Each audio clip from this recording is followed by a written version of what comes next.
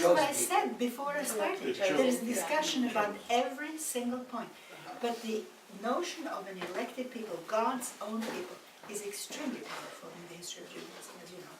Yes, but it's also powerful in Judaism is that the evolution of universal monotheism, Of course. which is a God, not us to the Jews, but the But universal that's Isaiah. God. The second Isaiah is right there. And it's in other Sure, places, sure. the one God who is Sure. universal. Yes. But you see, as a religion, there really are some fundamental points, and one is the notion of election. And that's very, very important. Well, but you know, you look at some Protestant sects, or even at the beginning in this country, the concept of Christian election is very strong. Yes, but modeled on what?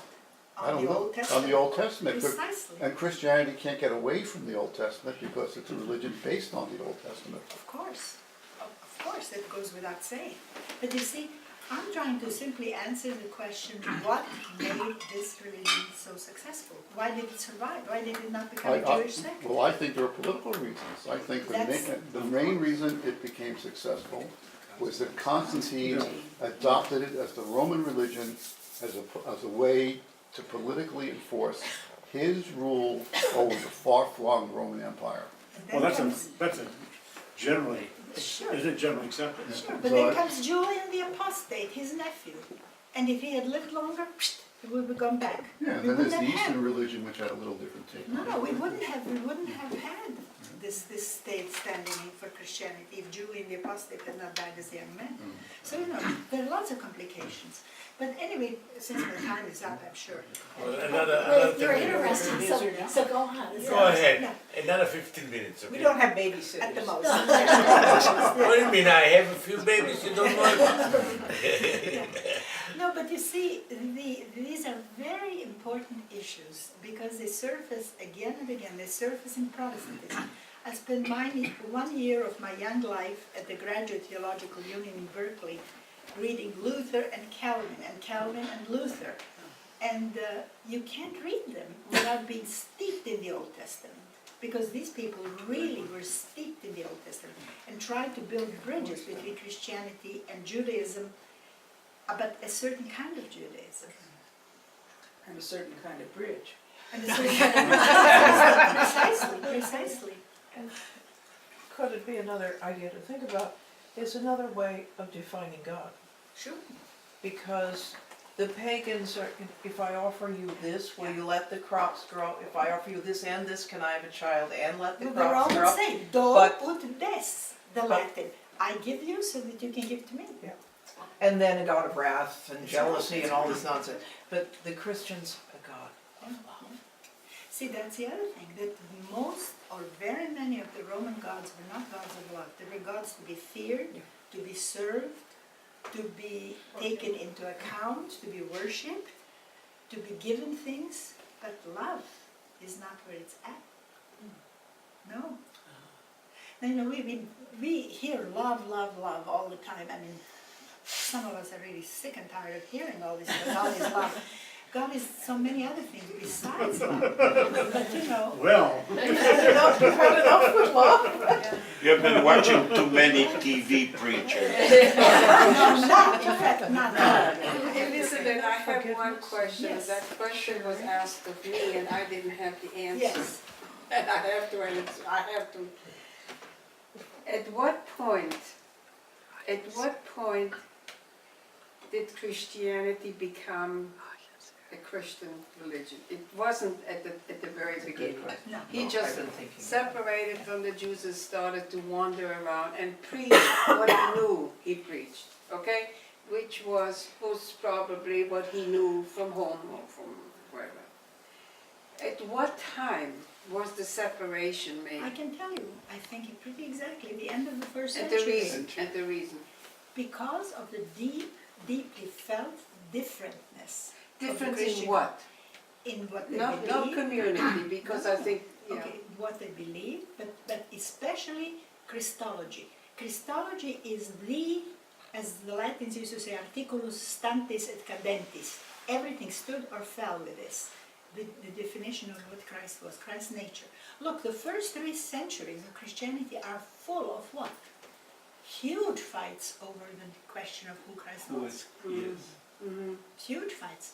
You get the Arians, and you get the Monophysites, and you get the Manichaeans. You get every possible variant on that question. And the Jews couldn't have cared less. You see? Well, Oh, they were trying to figure out also They between kept- themselves They kept who was wandering what. from one place. And you see, when you get to the end of the first century, which was very early, some of the earliest writers, Justin Martyr, I'm thinking of particularly, who were Origen, Justin Martyr, these early figures that today have almost been forgotten. But they deserve to be read because they really contributed to this building of the structure there. So Jesus was, how old was he when he died? Well, according to the tradition, 33. Did he really live? Oh, I know he he lives practiced on. for what, Okay. seven years, how long did he Probably better practice? documented than David. So he practiced for 7 years. So we're talking Nobody about, stood up for him there. All his disciples went to sleep. And yet, a century later, not having the use of Facebook, they still were discussing someone that no one came to stand for. Well, they did stand for him. Look, that's not true. They did. Mary Read did. the Acts of the Apostles, which tells you very much what their attitude was, how they stood for him. Yes, they did.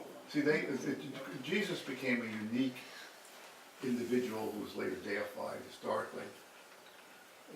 But in fact, he wasn't so unique. He was made unique by the substance. Well, but there were a lot of people running around doing that at that time. And What do you mean he was made unique? because, in fact, historically, if there were many proto-rabbis who were going around talking about things, similar things, although we don't know exactly what Jesus said. I mean, what we think he said was projected back on him. You see, there we go into deconstruction. I don't have any use for that. I'm Well- sorry, I really don't. There has been, that began in Well, 19 okay, let's say he said all those things. No, let's say That the early apostles said to he go said. back to the 19th century German scholars who really did the Leben Jesu Forschung. That's where the real, as I say, where the rabbit lies in the pepper. Where the Hase im Pfeffer liegt. That's very German. But the ahistorical fact Yeah. is, every year around Passover, the Romans crucified roughly 10,000 inhabitants, mostly Jews. And Jesus was one of the 10,000 who were crucified. So We don't know that either. We don't we know do the know that. 10,000. Where does the number come from? I think there's evidence for that. Where? What evidence? I can't quote it to you, No, but there I is no believe there evidence is. for No, that. most of There's the evidence that evidence there that were exists from crucifixions. those days are from Flavius Josephus, Exactly. and he wrote about 200 years or 100 and some Exactly, years exactly. later. That's what Flavius wrote.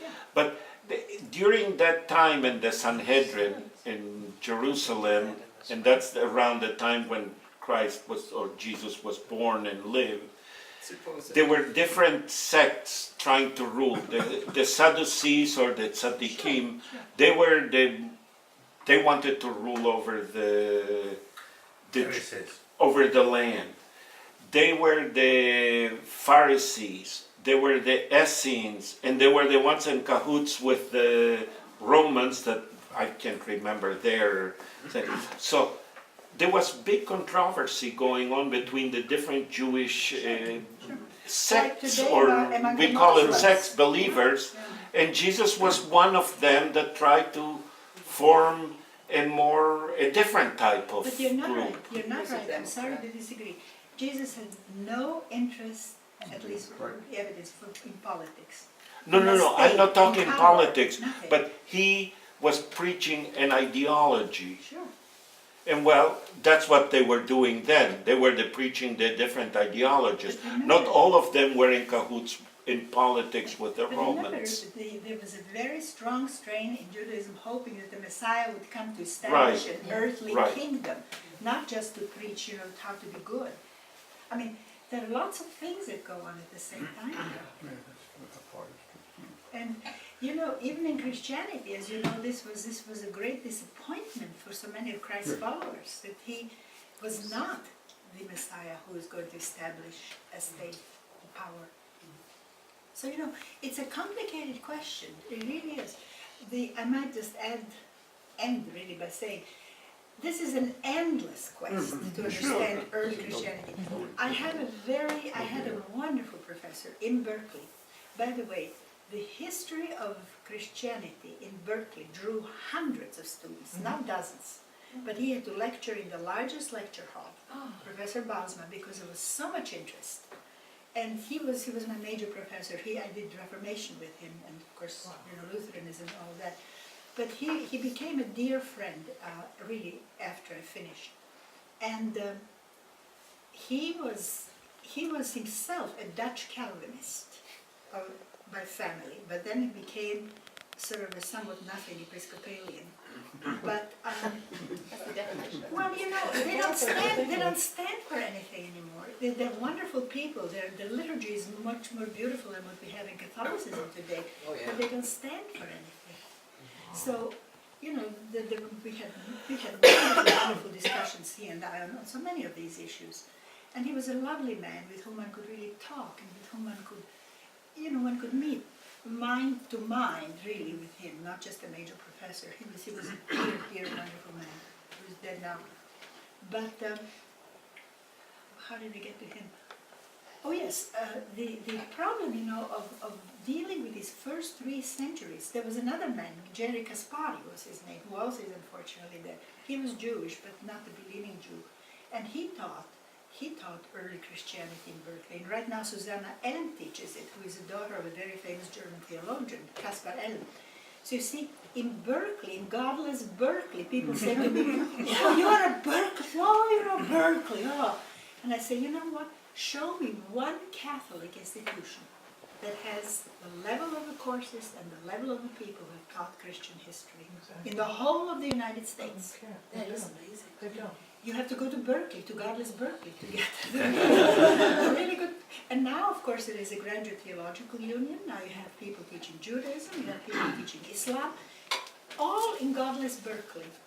I mean, this always irks me so much, because there are these stereotypes, and there are stereotypes about Christianity, there are stereotypes about Judaism, there are stereotypes about everything. But if you look into it, the first 3 centuries really are absolutely crucial to what happened to Christianity. Well, they're the formative years Right, of Christianity. Anyway, I could go on, but I think I better Thank stop you here. very much.